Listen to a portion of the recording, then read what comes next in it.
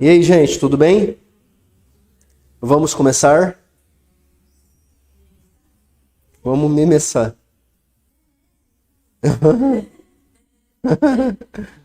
O Frei tá mexendo com as pessoas.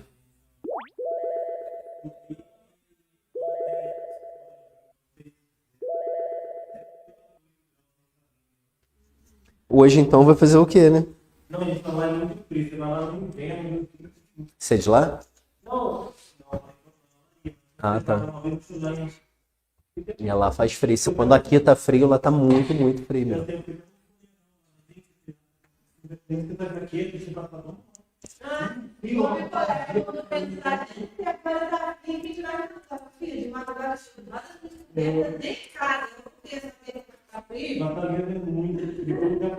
É, sim, lá é muito frio mesmo. Vamos começar a trabalhar então, pessoal? Começar a brincar aqui, então, continuar com as nossas questões aqui. Hoje teve um déficit aí, né? O pessoal fugiu do frio, né? Teve o quê? Uns 4, 5 pessoas, né? Aquela senhora que senta aqui, tem gente que senta aqui, não tem? Tem os rapazes, o rapaz senta lá, o outrozinho senta aqui, o outro senta lá. Estão vendo pelo remoto? Beleza, vamos startar então. Pessoal que está no remoto aí, se quiser falar alguma coisa, tá? Pelo bate-papo, tô de olho aí, tá bom? Então vamos começar, pessoal? Já que é o que tem pra gente. Hoje é curtinho, né? Vou passar rapidinho. Então vamos lá.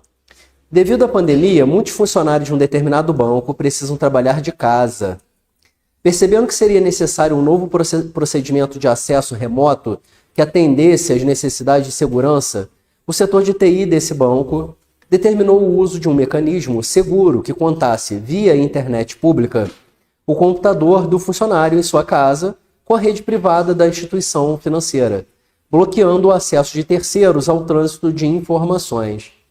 Para garantir a segurança dessa conexão, essa instituição deve adotar a tecnologia de rede conhecida como... A gente já falou sobre esse assunto aqui. Vamos ver se vocês acertam. A. HTTP. B. PGP. C. VPN. D. WEK. Ou E. WPA2.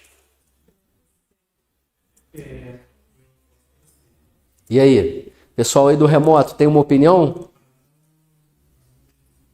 Boa noite, Eliane, escreveu ali para mim no bate-papo, ele já tem um tempo, né?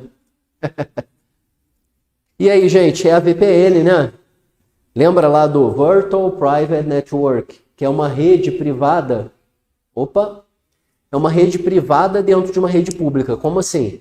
Quando você precisa, por exemplo, tramitar dados de uma maneira privada na internet, você pode criar uma VPN. Você que eu digo, normalmente vai ser uma equipe de TI, né? Porque exige conhecimento técnico. Então, por exemplo, quando a gente estava, né, no tempo lá da pandemia, que se Deus quiser nunca mais vai acontecer, que a gente trabalhava de casa, home office, na maioria dos casos, a empresa disponibilizava o acesso para a gente através da internet, mas criava uma VPN para você poder acessar o seu computador do seu trabalho.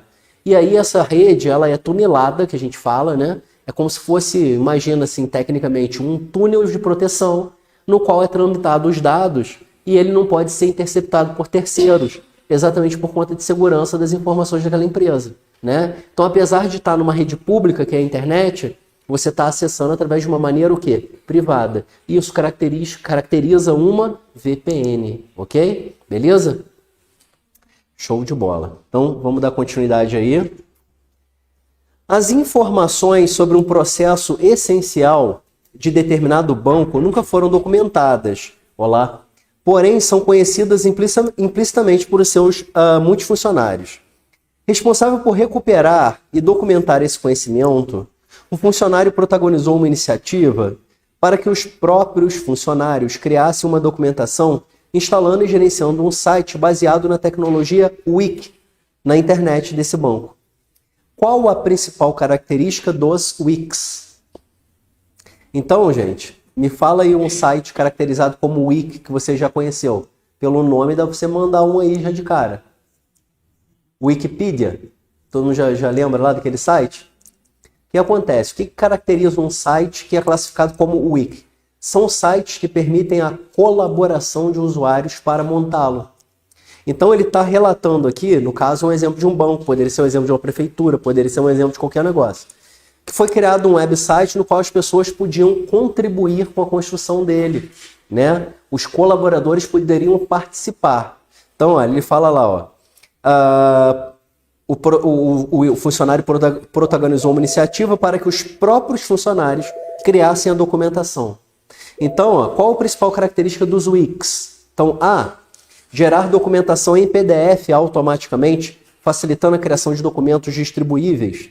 B, manter um fórum de discussão estruturado em forma de árvore e orientado a assuntos. B, transformar rapidamente documentos Word em páginas web.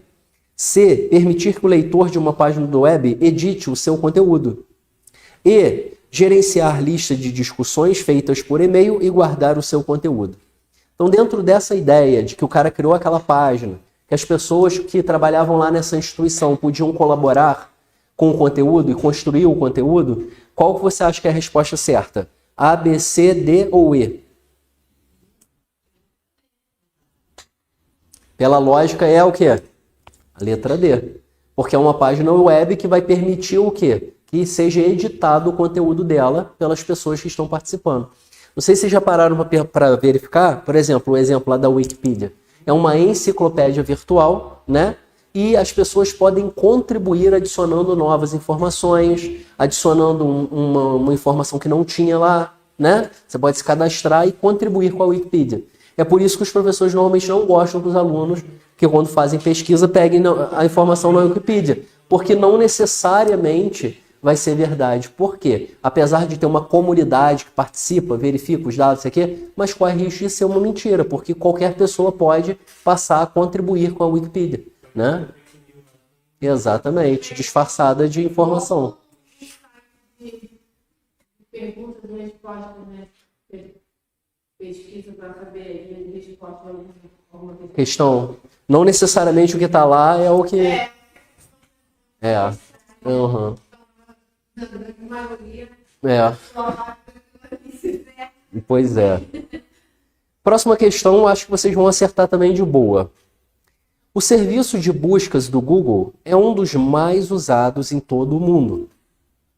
Para as pesquisas, o mais comum é a pessoa informar livremente algumas palavras e verificar se o resultado atende às suas expectativas.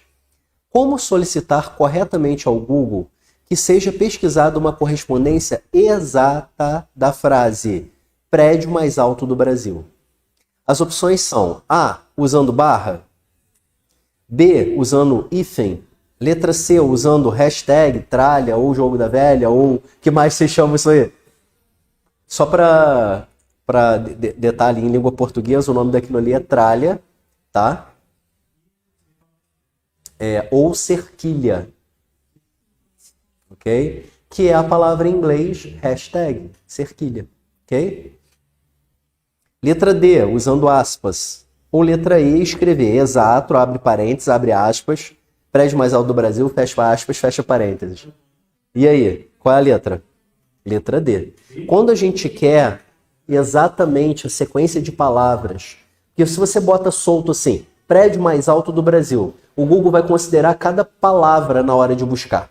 Então, todo site que tem a palavra prédio, todo site que tem mais, todo site que tem alto, todo site tem do e todo site tem Brasil. Quando você bota entre aspas, ele vai procurar páginas que tenham exatamente essa sequência de palavras nesta ordem. Ok? Isso aí. Beleza? Todo mundo lembrava disso? A gente já tinha falado disso antes, né? O envio e o recebimento de mensagens de correio eletrônico são atividades corriqueiras, tanto nas organizações quanto no dia a dia da grande maioria da população brasileira. No entanto, há situações em que as mensagens enviadas são devolvidas com o aviso de que não puderam ser entregues aos destinatários. Um dos motivos que justificam a não entrega de uma mensagem de correio eletrônico ao destinatário é porque, por acaso, vocês já enviaram um e-mail para alguém e voltou uma mensagem de erro em inglês dizendo que a mensagem não pode ser entregue? Oi? Pode ser que tenha algum erro no endereço, né? Pode ser que mais, que vocês já escutaram falar. Caixa cheia. Isso é muito comum. Apesar, hoje em dia, as caixas de e-mail, elas ganharam, mesmo as gratuitas, elas têm um espaço bem maior do que antigamente. Mas ainda assim, se você lotar a sua caixa de e-mail e alguém mandar um e-mail para você, você não consegue receber. E a pessoa que tentou, volta o erro, dizendo que a caixa não foi encontrada ou está lotada. Lá nos primórdios da internet, as caixas de e-mail elas eram muito pequenininhas. Então, tipo assim, você tinha que ficar pagando e-mail direto para poder ter garantia de que você ia continuar recebendo. Hoje em dia, até as gratuitas, a média é de 16 GB de espaço. Então, demora um pouco para você lotar isso daí, né? Então, ele está dizendo ali que a pessoa tentou mandar, voltou erro. E qual é o motivo? Vamos ver as opções. A estação de trabalho que o destinatário utiliza está desligada? Tem nexo isso? Que quando a gente manda um e-mail para alguém, fica na caixa virtual da pessoa na nuvem, até que ela acesse o e-mail dela, correto? Então não tem nexo nenhum, o computador da pessoa tem que estar ligado, né? Letra B. A caixa postal de correio eletrônico do destinatário atingiu algum limite pré-determinado de tamanho, como por exemplo em bytes. Beleza. Vamos ver as outras absurdas que ele vai falar agora. Letra C. O destinatário possui muitos endereços de correio eletrônico cadastrados no domínio da internet. Nada a ver. Você pode ter quantos endereços de e-mail você quiser, né? D. O destinatário não estava utilizando a estação de trabalho no momento do recebimento da mensagem de correio eletrônico. Imagina, você tem que adivinhar que a pessoa está lá do outro lado para receber. E o destinatário estava utilizando muitos programas ativos na estação de trabalho no momento do recebimento da mensagem de correio eletrônico, o que também não tem nada a ver. Então a resposta é B de bola. Show? Beleza. A segurança da informação é uma preocupação permanente dos agentes comerciais, principalmente em relação a assuntos de contratuais e financeiros e as facilidades advindas dos meios digitais. Os recursos promovidos pelas áreas de TI das empresas no que se refere à segurança da informação, incluem a irretratabilidade que deve garantir a... Então, o termo é irretratabilidade. O que isso garante? A. Manutenção exata e completa do conteúdo das mensagens desde a origem até o destino. B. Impossibilidade de negar a autoria de uma mensagem. C. Possibilidade do acesso a qualquer mensagem quando necessário. D. Impossibilidade de os conteúdos das mensagens serem lidos e compreendidos por pessoas não autorizadas. Ou E. Impossibilidade de o destinatário negar o recebimento de uma mensagem. E aí? Olha só, senhores. Lembra que quando a gente está preocupado em não ser interceptado, no sentido de se alguém interceptar não conseguir ler, aí a gente está falando de criptografar dados. Ok? Ele está falando ali do vocábulo irretratabilidade. Tenta puxar isso para o seu conhecimento de língua portuguesa. E aí? Nada? Então dei algumas dicas, né? Então, olha, a irretratabilidade é a impossibilidade de negar a autoria de uma mensagem. O que acontece? Eu já tinha falado isso aqui, eu não tinha usado esse termo. Lembra lá no e-mail, quando a gente envia um e-mail, sempre quem recebe saberá de onde veio a mensagem.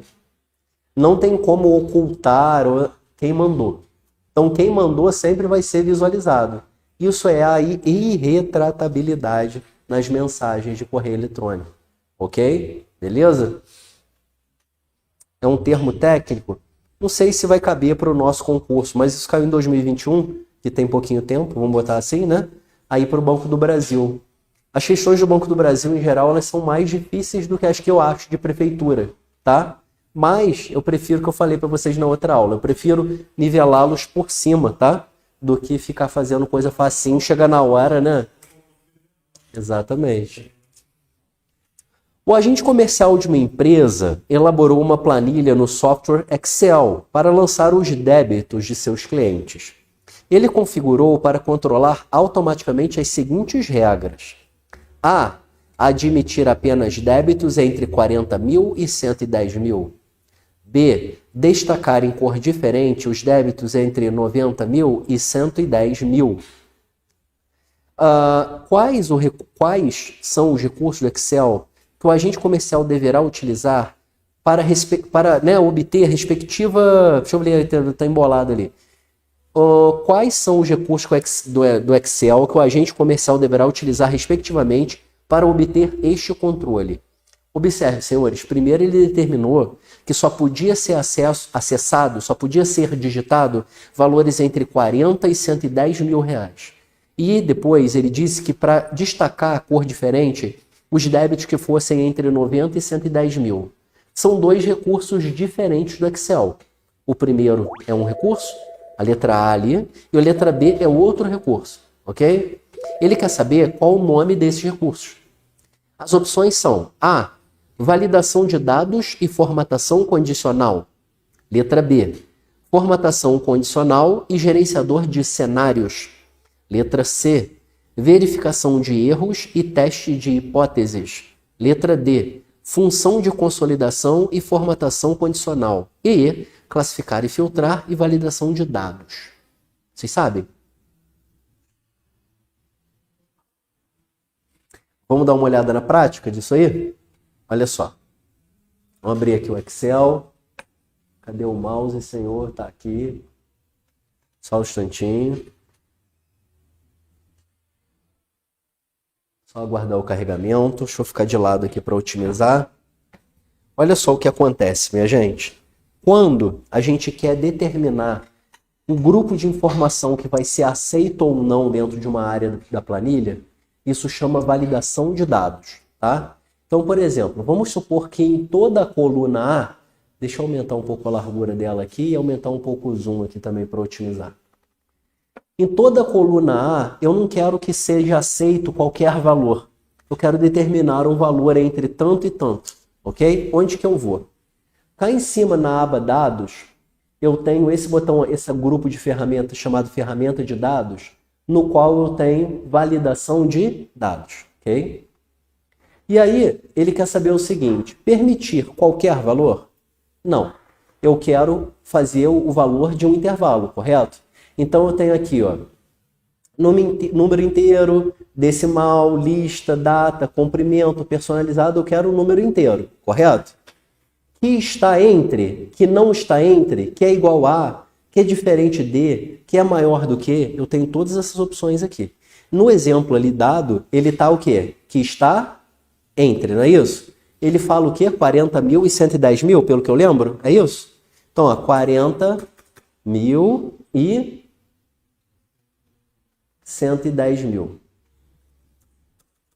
Beleza? Agora, olha só. E se o cara digitar um valor diferente desse? Vai dar um erro, concorda comigo?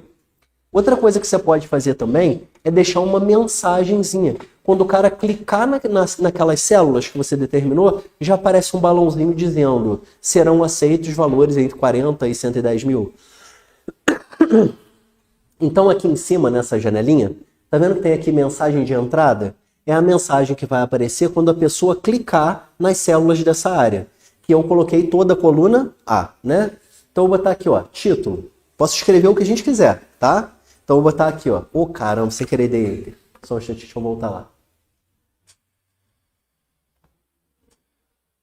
Deixa eu ver aqui se já está configurado. Tá.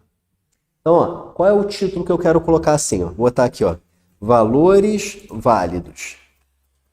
Ok? Aí na caixinha de baixo, qual é a mensagem? Vou botar assim, digite valores entre 40, não é isso? E 110 mil. Beleza. Essa é a mensagem que vai aparecer quando o cara clicar naquela célula, qualquer célula da coluna A, que foi a que eu selecionei. E se a pessoa tentar fazer errado, diferente, botar um valor diferente do que a gente colocou como aceito? Eu posso fazer aparecer uma mensagem de erro que pode ter esse símbolo aqui de parar, pode ter só aviso, ou ainda pode ter informação. A gente pode colocar o que a gente quiser, tá? Então, vou colocar aqui o de parar. Qual o título? Vou colocar aqui, ó, valor inválido, né? E aqui a mensagem de erro. Os valores aceitos são entre 40 mil e 110 mil. Beleza? Vou dar o OK agora.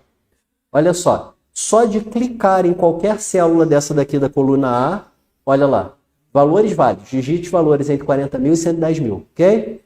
Beleza, então se eu botar aqui, ó, 45000, der Enter, tudo bem, não reclamou nada.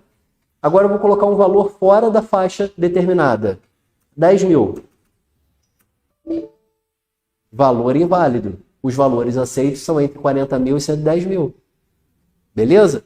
Isso foi o quê? Como é que foi o nome desse recurso que a gente usou, minha gente? Como é que era o nome disso? Validação de dados. Agora, olha só. Ele pediu também, durante o processo, para haver um destaque de cor quando tivesse um determinado valor. Acho que era de 90 mil para cima, não era isso? Para destacar. Não interessa quanto era, mas eu vou mostrar para vocês como que funciona. Vou salpicar uns valores ali, tá bom? Só para a gente poder ilustrar o nosso trabalho. Opa, o que eu fiz? Ah, porque era só até 110 mil, né? Deixa eu ver aqui.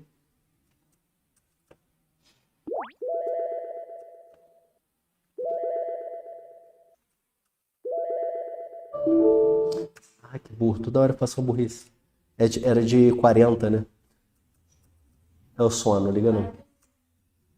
Era de 40 até 110. Mas a gente vai fazer a observação da cor.